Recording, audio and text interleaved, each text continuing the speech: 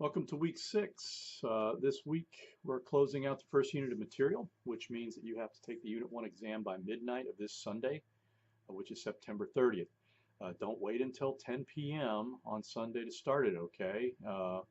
We also have our weekly forums and the quiz for Chapter 6, which deals with the Progressive Era and how reformers in that period used federalism strategically to achieve their ends. Make sure you participate in the forum and take the week 6 quiz prior to attempting the Unit 1 exam because there's material from Chapter 6 on that exam.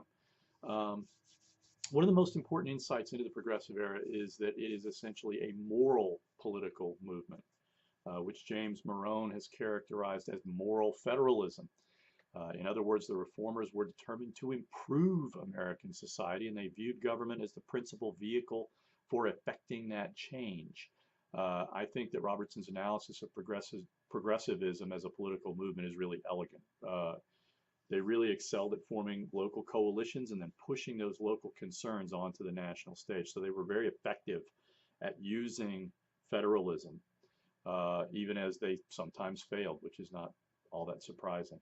I think that the contrast between what the progressives were able to accomplish in workplace safety, prohibition, getting marijuana listed as a Schedule II narcotic, contrasts with the issues that they took up but really didn't get done. That really kind of illustrates the way that federalism can trip up movements.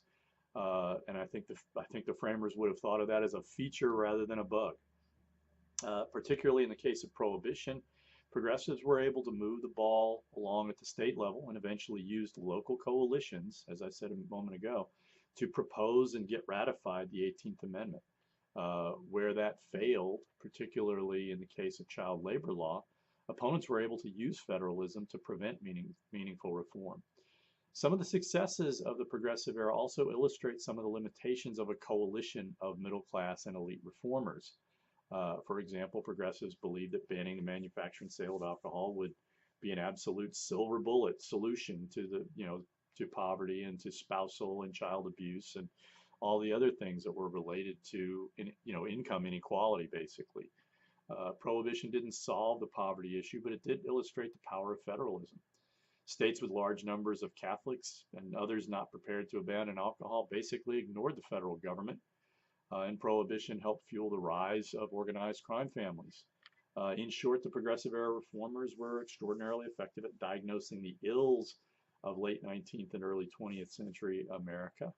But in their reform efforts, they reconciled themselves to the strictures of federalism and used a variety of strategies to achieve their aims, but they weren't entirely successful. And some of their reforms proved to be counterproductive, which really shouldn't surprise us and should be an instructive case for those people that think they can, just magically transform America today.